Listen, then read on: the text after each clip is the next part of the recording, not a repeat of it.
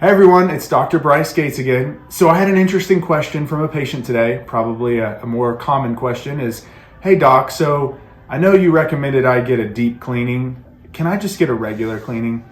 Well, I wanted to kind of go into some detail about that. So a deep cleaning is typically prescribed when you have periodontal disease.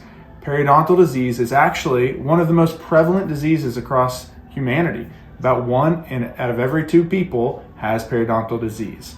Now, what that disease is a inflammation of the gums and also a loss of bone that holds those teeth in place. Well, what causes that? Really just tartar buildup, plaque buildup, not getting your teeth clean. It irritates the gum tissue. Gum tissue that's not happy irritates bone. Bone that's not happy melts away from the teeth. So if you've heard of being long in the tooth, that's periodontal disease. It's oftentimes in the beginning stages hard to see. So in this picture, everything may look good up here. Maybe there's some inflammation, you bleed when you floss a little bit. Underneath, when we measure, that's when we can tell, or looking at x-rays, wow, the bone is not where it's supposed to be, leaving a little kangaroo pouch for stuff to get hidden down in there.